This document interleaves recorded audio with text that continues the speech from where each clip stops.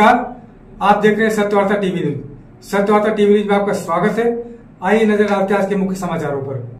Congress party Thane जिला ग्रामीण अध्यक्ष दयानंद चौरगे के नेतृत्व में ठाणे ग्रामीण कांग्रेस कमेटी की लोकसभा चुनाव के टिकट को लेकर बैठक आयोजित किया गया, जिसमें सभी पदाधिकारियों ने अपनी अपनी राय दी, जिसमें सभी का मानना है कि दयानंद चौरगे को लोकसभा का टिकट मिलना चाहिए।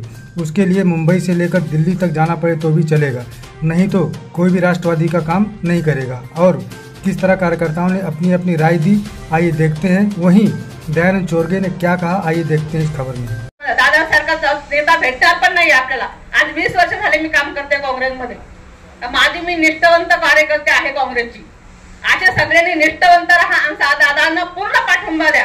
जर दिल्लीत जायचं म्हटलं तरी आपण सगळ्यांना भांडू शकता तिकडे जाऊन। ती आजपर्यंत आपण इतिहास जर बघितला, आपल्याला एक आशा होती का काँग्रेस हा पारंपरिक भिवंडी लोकसभा पारंपरिक काँग्रेसचा बालेकिल्ला, पण या बालेकिल्ल्यावर जी मधिका कुरघोडी झाली आपल्या आसपास ठाण्यापासून तर बाजूपासून ज्यांनी काय कुरघोडी केली, त्या कुरघोडीतून आपल्या विरुद्ध काय कारस्थान करून आपल्या हातात असलेली जी शीट, काँग्रेसच्या वाड्याला असलेली शीट, ती राष्ट्रवादीच्या वाड्याला गेली। आता सांगितलं राष्ट्र निशाणा घराघरात पोहोचली नाही।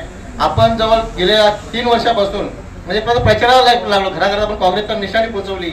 आता असं सांगणं आहे, सगळ्यांनी आपण उठाव करायचा आहे आणि ही सीट आपल्या काँग्रेस पक्षाला पुन्हा कशी मिळेल याच्यासाठी आग्रह करायचा आहे। वेळ आली तर सर्वांनी राजीनामे देण्यासाठी तयार राहायचं आहे। हा अन्याय आम्ही सहन करणार नाही। तुम्ही आमच्यावर कुठलाही उमेदवार लादू नका, हे ठामपणे आपण त्यांना सांगण्याची गरज आहे। आणि हे जर ऐकलं नाही तर सर्वानुमते जो आपण निर्णय घेऊ त्या निर्णयाशी प्रत्येक कार्यकर्त्यांनी बांधील असलं पाहिजे। काँग्रेस टिकवायची असेल तर मला असं वाटतं की आदरणीय दादांना हे खासदारकीचं तिकीट मिळायलाच हवं। ते जर मिळालं तरच आपण पुढची वाटचाल करू शकतो, अन्यथा हा मला असं वाटतं की मी गेल्या कित्येक 20 वर्षापासूनचे काँग्रेस बघतोय। म्हणजे 18व्या 17व्या वर्षी काँग्रेस जॉईन केली आहे मी, म्हणजे कॉलेजमध्ये असतानाच काँग्रेसचं नेतृत्व करत होतो आणि तेव्हाही पाहत होतो की कुठेतरी काँग्रेस पुढे चालली आहे। आदरणीय घोले साहेबांचंही नेतृत्व पाहिलेलं आहे, पारसी देशमुखांचं नेतृत्व आमच्या गावातून उभं राहिलेलं आहे। म्हणजे ज्या वेळेला मी माझ्या डोळखाम भागामध्ये गेलो त्यावेळेला सहज सर्वे म्हणून विचारलं की आपल्याला कोणाचं नेतृत्व पाहिजे, तर त्यावेळेला एकच नाव आलं, ते म्हणजे चौरगे साहेबांचं। जे धडाडीचं नेतृत्व आम्हाला मिळालं त्याच्या माध्यमातून आम्ही गावागावात पोहोचलो। अतिशय चांगल्या पद्धतीने आम्ही ग्रामपंचायती सुद्धा जिंकल्या। सर्व कार्यकर्ते उत्साहित होते की 2024 ची निवडणूक आमच्या जिल्हा अध्यक्षांच्या नेतृत्वाखाली निवडणूक आम्ही लढवणार, त्यासाठी संपूर्णपणे तयारी झाली होती ना। अशा परिस्थितीत आमच्या वरिष्ठ मंडळींनी ज्या पद्धतीने आमचं या लोकसभेतून जे काँग्रेसचं अस्तित्व धोक्यात आणलेलं आहे ते कुठेतरी निंदनीय आहे। आज पूर्ण भिवंडी लोकसभा काँग्रेस जिंकत आहे। सर्वसामान्य माणूस बोलत आहे, लहान मुलं बोलत आहेत की आम्ही या भिवंडी लोकसभेत काँग्रेसचा खासदार जो राक्षसी अवतार निर्माण झालेला होता भिवंडी लोकसभेमध्ये, त्याला संपुष्टात आणण्यासाठी आम्ही काँग्रेसचा खासदार या भिवंडी लोकसभेतून निवडून देणार आहोत। अशा परिस्थितीमध्ये कुठेतरी बदललेली परिस्थिती आम्हाला कुठेतरी घातक वाटते। या अशा परिस्थितीमध्ये आमचं एकच म्हणणं आहे की गेल्या 15 ते 20 दिवसापासून चाललेला जो खेळ आहे तो कुठं थांबला गेला पाहिजे। आणि काँग्रेस जी मागणी करत आहे ना, आमचे वरिष्ठ मंडळी सुद्धा मागणी करत आहे की ही लोकसभा काँग्रेसच्या माध्यमातून निवडली गेली पाहिजे आणि या निवडणुकीत आम्ही चांगल्या पद्धतीने आम्ही निवडून जाणार आहोत। अशा पद्धतीचा आम्ही सर्व ग्राफ आमच्या वरिष्ठ मंडळींपर्यंत पोहोचवलेला असताना सुद्धा जर आमचा हा जर महाविकास आघाडीच्या माध्यमातून आमचा जर लोकसभा तिकीट कापलं जात असेल तर ते कुठेतरी निंदनीय आहे। कारणाने जी तिकीट कापली गेली ते चुकीचं आहे आणि म्हणूनच आज आम्ही या ठिकाणी पद्धतीची मीटिंग घेण्याची वेळ आपल्यावर आलेली आहे। जो हट्ट, त्या हट्टामध्ये पहिले रत्नागिरीची जागा घेतली, अंतुले साहेब हयात होते आणि आता आपल्या हातून ही घेतली। त्या अंतुले साहेबांचा एक शब्द आठवतो, काँग्रेस कार्यकर्ते आणि वरिष्ठ नेत्यांना जागे व्हा, मुलाला हाताला धरून चालवलं, हाच मुलगा आपला हात धरून चालेल। जय हिंद, जय महाराष्ट्र। हे जमलेलो आहोत की जी काल पत्रकार परिषद झाली की ज्याच्यामध्ये आपले नाना भाऊ उद्धवजी ठाकरे आणि शरद पवार यांनी जी बैठक घेतली आणि त्याच्यामध्ये असं घोषित केलं की हे जे भिवंडीची लोकसभा सीट जी आहे ही महाविकास आघाडीतून बाळामामा यांना डिक्लेअर केली आहे. ऍक्च्युली त्याच वेळेस श्वास जसा बंद व्हावा तशा फिलिंग्स होत्या, कारण एक शेवटची आशा होती की बाबा इथे कुठेतरी आपले वरिष्ठ नेते काहीतरी न्याय देतील. पण अजूनही वेळ गेलेली नाहीये, दादांच्या मते अजूनही वेळ गेलेली नाहीये.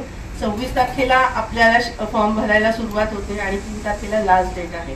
तर याच्यामध्ये आपण आपल्या वरिष्ठ नेत्यांना परत एक इव्हॅल्युएशन करायला सांगावं की जसं की एखादी परीक्षेत मार्क कमी आले तर परत रिचेकिंग होतं, तर परत वरिष्ठ दिल्लीतल्या नेत्यांना सांगावं की परत तुम्ही सगळं चेक करा, सगळं तुमचं कुठे काय आहे. आमचे BLO मध्ये आम्ही कमी नाही आहोत, सगळे नेते सगळे कार्यकर्ते आणि सगळे मतदार आपल्या काँग्रेसच्या बाजूने आहे. हे एकदा परत तुम्ही रिचेकिंग करून परत तुम्ही कोणाची बाजू स्ट्रॉंग आहे हे बघण्यात यावं, असं एक निवेदन आपल्याकडून एक वरिष्ठ नेत्यांना जावं. कोणाला महाविकास आघाडीचं जरी काही जरी आपल्याला आम्हाला सांगितलं तर कोणाला फिरून देणार नाही. आणि हे जर झालं नाही तर मी माझ्या तालुक्यातील कार्यकर्ते घेऊन महाराष्ट्र प्रदेश टिळक भवन येथे 8 दिवस तिथे वस्ती करेल, पण हे तिकीट जे आहे हे काँग्रेसलाच मागणार. कारण इथे सर्व जनतेची इच्छा आहे की हाताचं चिन्ह पाहिजे. जर इथे काँग्रेसला जागा मिळाली तरच हा जो बीजेपीचा खासदार आहे तो म्हणजे पराभूत होईल, आणि ते काँग्रेसला जागा नाही मिळाले तर ते आपोआप निवडून येणार आहे. आणि मला तरी वाटतंय जर एक जर जागा वरिष्ठांना द्यायची नसेल तर आपण सर्व कार्यकर्ते एक होऊन आणि आपल्या मागे जे लोक जनता आहेत त्यांना एक करून आपण आपल्या वरिष्ठांना दाखवून द्यायचे की इथे आम्ही अपक्ष सुद्धा लढू आणि हे सीट जिंकू. जेव्हा आपण 26 तारखेला फॉर्म भरायला जाऊ ना तेव्हा बघा आपली ताकद काय असेल. आता आपण इथे दिसत असू काही जे प्रमुख कार्यकर्ते जमलेले आहेत, पण 26-27 तारखेला जेव्हा आम्ही फॉर्म भरायला जाऊ तेव्हा आमची अपक्ष म्हणून सुद्धा जी ताकद दिसेल ती वरिष्ठ नेत्यांना लागवणारी असेल. मध्ये देखील आता आपण बघितलं की आपल्या कुठल्याच भावनेला त्या ठिकाणी यश येत नाहीये. आता कदाचित ते काही निर्णय घेतील, परंतु आपण देखील तशी आपली भूमिका त्या ठिकाणी घेतली पाहिजे. आपल्या नेतृत्वामध्ये संबंध जिल्हा या ठिकाणी काम करेल हेच एवढं या ठिकाणी मानतो. धन्यवाद. जय हिंद, जय महाराष्ट्र. हमारा आज की जो बैठक थी, ये बैठक जो है ये थाना ग्रामीण कांग्रेस कमेटी की बैठक है. ये थाना ग्रामीण कांग्रेस कमेटी का अध्यक्ष के नाते ये मैंने बैठक आयोजित किया है. इस बैठक में हमारे सभी तालुका अध्यक्ष आए हैं, हमारे महिला अध्यक्ष इधर आए हैं, हमारे सब युवक कांग्रेस के पदाधिकारी इधर आए हैं.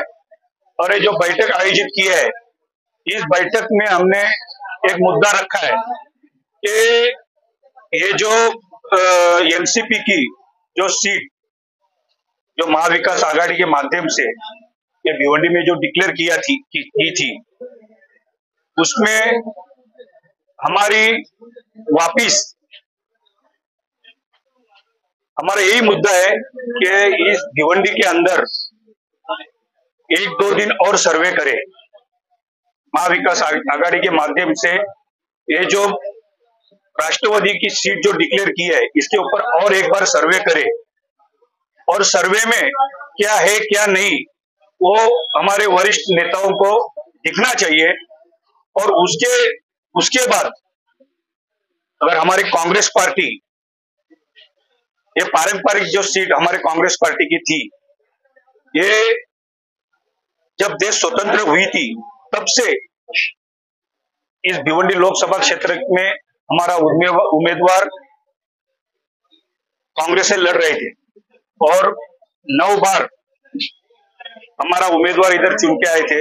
2014 और 2019 में हमारी सीट नहीं आई, लेकिन इसका ऐसा कारण नहीं है कि हम इधर पराभूत हुए, कारण पूरे देश में ऐसे उम्मीदवार पराभूत हुए थे, कोई 3 लाख 4 लाख मतदारों से पराभूत हुए थे. हमारा जो 2014 में हमारी सीट 1 लाख वोटों से हरी थी और 2014 में सिर्फ 22 दिन बाकी थे तब सुरेश टावरे को ये सीट जाहिर की, तो भी अच्छी से फाइट उसने दी और 1.5 लाख वोटों से हमारी सीट इधर हरी थी. लेकिन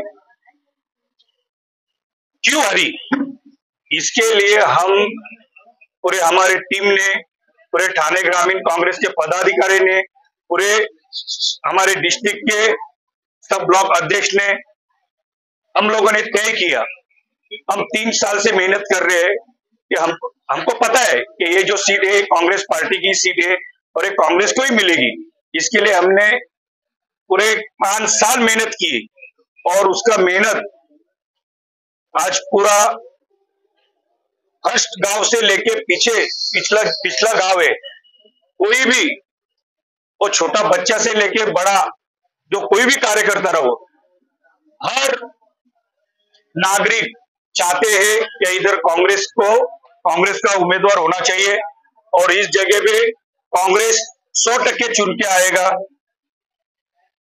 और जिनका ये भिवंडी लोकसभा क्षेत्र के अंदर कोई वजूद नहीं है, कोई वोटर नहीं है, मतलब वो तीसरे स्थान पे या चौथे स्थान पे, वो भी हमको मालूम नहीं है, क्योंकि हम एग्री करते हैं कि फर्स्ट स्थान जो है वो शिवसेना का है, लेकिन सेकंड जो स्थान है वो हमारा है और थर्ड जो स्थान है तो भिवंडी का किसका होगा, तो सपा का है।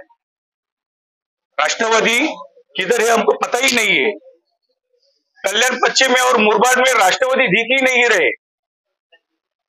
बदलापुर में हमारे जो बदलापुर का अध्यक्ष है उसने जब मीटिंग लगाई थी, उस मीटिंग में कुछ राष्ट्रवादी के कार्यकर्ता आए थे और हमारे जो शहर अध्यक्ष ने संजय यादव ने हमारे पदाधिकारियों को बताया कि तुम लोगों ने जैसे बीएलए का बूथ प्रमुख का जो तुम नियुक्ति किया है और जो वार्ड में बूथ प्रमुख है, जो वार्ड में बीएलए है, वो क्या काम करना चाहिए वो पूरा काम बता रहे थे। तब तक उधर के कुछ एनसीपी के कुछ लोग आए थे, उन्होंने उनको बताया कि बीएलए क्या होता है, बूथ प्रमुख क्या होती है। और जो राष्ट्रवादी के कार्यकर्ताओं को बीएलए मालूम नहीं है, जो बूथ प्रमुख क्या है वो उनको मालूम नहीं, तो मुझे लगता है कि इसमें वो चुनाव लड़ना नहीं चाहिए थे।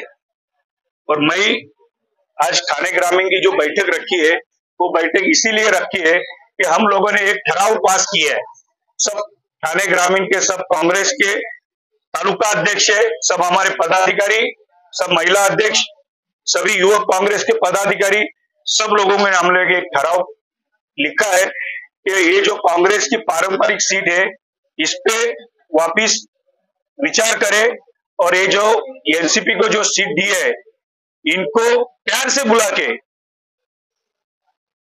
साइड करो और ये भिवंडी लोकसभा क्षेत्र में पूर्ण वापिस विचार करे, इसके लिए हमने ये बैठक आयोजित। सत्यवार्ता टीवी न्यूज को सबसे पहले देखने के लिए हमारे चैनल को सब्सक्राइब करें, लाइक करें, शेयर करें। धन्यवाद।